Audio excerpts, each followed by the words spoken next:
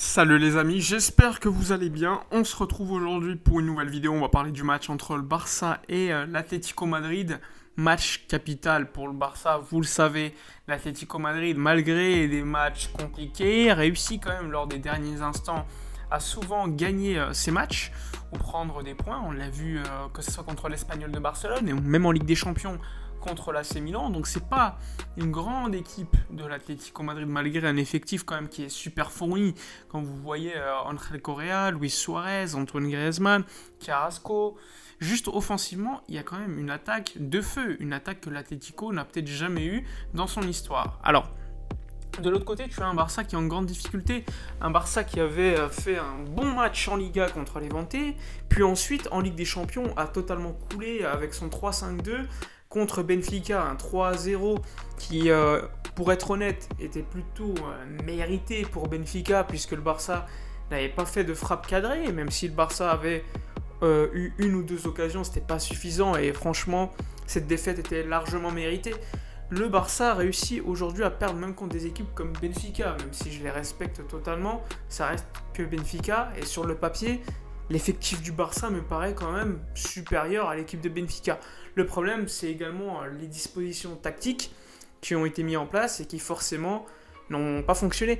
D'ailleurs, les joueurs disent qu'ils n'étaient pas prêts pour un 3-5-2, ils n'y s'y attendaient pas, et ça n'avait pas été travaillé quelques jours avant le match contre Benfica, sachant que le 3-5-2 c'était un dispositif que l'année dernière on avait beaucoup utilisé, cette saison beaucoup moins, on l'a utilisé contre le Bayern, mais vous l'avez vu, le match contre le Bayern c'était désastreux, et on l'a refait, ça a été pareil. Donc là, vraisemblablement, on ne va pas retourner à un 3-5-2. Ronald Koeman, en conférence de presse, dit que c'est pas à cause du système, mais également à cause des joueurs, on n'avait pas d'ailier, etc., etc. Ce qui est vrai, il faut dire la vérité. Mais après, quand même, le dispositif tactique reste quand même quelque chose d'important.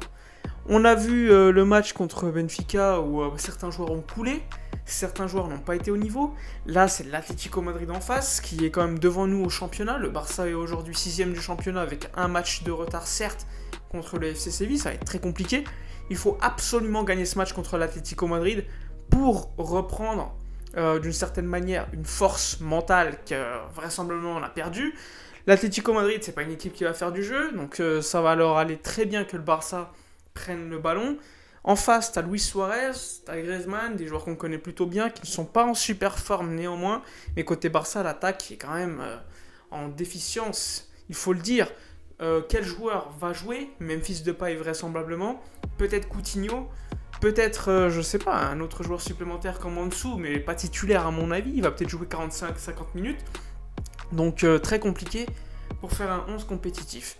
Alors, côté absence, pour le Barça, il y en a quand même pas mal. Hein. Pedri sera absent, Pedri qui aurait rechuté suite à sa blessure contre le Bayern Munich. Il a joué contre Benfica alors qu'il n'était pas en forme, c'était complètement dingue de le faire jouer alors qu'il revenait d'une blessure. Il a rechuté, il sera donc absent pour ce match. Et ensuite, tu as la trêve internationale, donc heureusement, Pedri ne loupera pas non plus beaucoup de matchs, donc ça c'est positif. Agüero toujours absent, Agüero qui va revenir après la trêve contre Valence. Dembélé toujours blessé, retour en novembre. Donc sur ce point-là, il y a toujours pas mal de blessures. Alors on s'attend quand même cette fois-ci à un dispositif type 4-2-3-1. Avec le retour de Jordi Alba, je ne sais pas s'il sera titulaire, vraisemblablement je ne pense pas, ça serait quand même assez fou de mettre Jordi Alba titulaire alors qu'il n'a pas joué depuis déjà quelques semaines. Rappelez-vous contre le Bayern, il avait joué, il était complètement cramé, il était malade, c'était n'importe quoi de le faire jouer. Donc je pense qu'on va continuer sur des bases assez classiques. Donc Dest sur le côté gauche, avec une défense centrale aujourd'hui, c'est très difficile de dire qui va jouer, mais je pense que ce sera Araujo ainsi que Gérard Piqué. Et ensuite sur le côté droit, vraisemblablement Oscar Mingueza. Ça va été plutôt positif contre Levante, donc je ne pense pas que ça va changer. Ensuite, le milieu de terrain, avec l'absence de Pedri, vraisemblablement, il y aura Busquets associé à, je pense, Nico Gonzalez et Frenkie de Jong. À voir si Gavi sera titulaire et aura gagné cette partie face à Nico Gonzalez. Mais je pense que ce serait quand même utile d'avoir Nico associé à Busquets. On l'a vu contre Levante, c'est ce qui avait marché. Et peut-être, devant eux, un joueur comme Coutinho, ou Gavi, hein, Gavi qui peut jouer sur un côté, même si son poste idéal c'est milieu de terrain. Et ensuite un Memphis Depay, peut-être Luc de Jong. Luuk de Jong qui n'a pas forcément un haut niveau, donc ça va être très compliqué offensivement de trouver des joueurs qui pourraient jouer, à voir si Coutinho sera finalement mis dans le 11. De toute façon, le problème, c'est pas forcément que le 11, le problème, c'est également l'animation qui est inexistante déjà depuis quelques matchs, depuis quelques mois même, depuis le départ de Messi en fait, parce que Messi, c'était lui-même qui créait cette animation offensive par ses passes pour Jordi Alba, par ses dribbles, il créait des espaces, pas mal de dribbles qui éliminaient des lignes. Aujourd'hui, t'as pas beaucoup de joueurs qui font ça. Et malheureusement, on est obligé de miser quasiment tous nos œufs sur Memphis Depay. Et forcément, Memphis, c'est pas non plus Superman, c'est pas Messi. Donc l'idéal, ce serait quand même de construire un collectif qui aujourd'hui n'existe pas. À voir si Sergi Roberto sera titulaire. Franchement, s'il est titulaire, moi je ne comprends plus rien. Et vraisemblablement, ce sera de toute façon le dernier match de Ronald Koeman. Un Koeman qui a fait une conférence de presse, qui a quand même laissé penser que ça allait être sa dernière conférence de presse. Il a critiqué la direction en disant que bon, il n'avait pas été respecté. Il a également dit qu'il manquait des joueurs pour que cette équipe soit compétitive. Il a également dit que la presse faisait fuiter des informations qui franchement lui portaient préjudice. Donc un Ronald Koeman qui était quand même plutôt énervé, et donc ça sera son dernier match contre l'Atlético Madrid et il sera même pas sur le banc puisque comme vous le savez, il est suspendu pour ce match comme contre Levante le week-end passé. Donc un match qui va être très compliqué. L'absence importante pour moi côté l'Atlético Madrid, c'est Matheus Cunha, un autre attaquant intéressant, même si c'est un joueur de banc, c'est un joueur qui peut apporter beaucoup de choses. Sinon côté Atlético, tu as les joueurs qui sont disponibles, pas mal de joueurs très connus. Inutile de vous présenter Jan Oblak, qui est pour moi le meilleur gardien du monde, avec Manuel Neuer. Et ensuite, pas mal de défenseurs très connus, Jiménez, Savic, etc., etc. Et le milieu de terrain, Llorente qui peut jouer également sur le côté, tu as Carrasco devant, tu as Koke. Enfin bref, c'est un effectif pléthorique.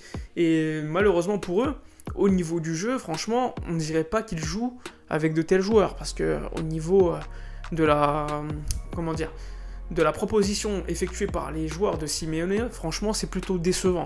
Donc moi, je m'attends quand même à une équipe en face qui va être très compliquée à jouer, sachant qu'on n'a pas les joueurs pour éliminer les lignes, pour dribbler, pour faire la différence. Il faudra de toute façon compter sur un Dest sur les côtés pour faire la différence, sur un collectif qui presse haut, qui essaie quand même de trouver des lignes de passe. Ça va être très compliqué de toute façon, il faudra essayer de gagner ce match. Même un match nul, pour moi, ce serait un résultat positif. Mais bon, au Barça, normalement, tu vises la victoire. Ça va être très compliqué. Mais espérons que pour le dernier match de Ronald Koeman, eh bien, que le résultat soit quand même positif pour l'équipe qui, à mon avis, malgré tous les résultats négatifs en ce moment, mériterait quand même une victoire contre une grosse équipe. Parce que franchement, ça fait longtemps qu'on n'a pas gagné contre des gros. Dernière victoire que j'ai en souvenir, je crois que c'est contre la Juventus l'année dernière en Ligue des Champions, phase de poule.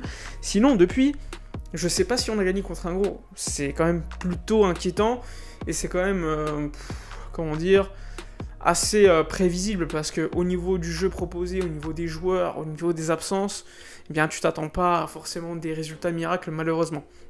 Alors, pas mal de choses à dire également sur les résultats financiers du club. Je pense que j'en ferai une vidéo prochaine. On a appris que l'année prochaine, le Barça prévoit un bénéfice de 5 millions d'euros, ce qui est positif, ce qui permettrait donc au Barça, lors du mercato d'été prochain, de ne plus être soumis à cette règle des 25%, c'est-à-dire que si tu vendais ou économisais 100 millions d'euros de salaire, bah, tu pouvais investir que 25 millions d'euros, donc 25%. Et donc, avec cet exercice positif, tu pourrais enfin éviter cela, et ça serait quand même plutôt incroyable au vu des pertes financières reçues ces dernières années. Enfin bref, j'espère que la vidéo vous aura plu. N'oubliez pas de liker, commenter, partager, donner votre 11, votre pronostic. Moi je vous dis à la prochaine et d'ici là, comme d'habitude, portez-vous bien.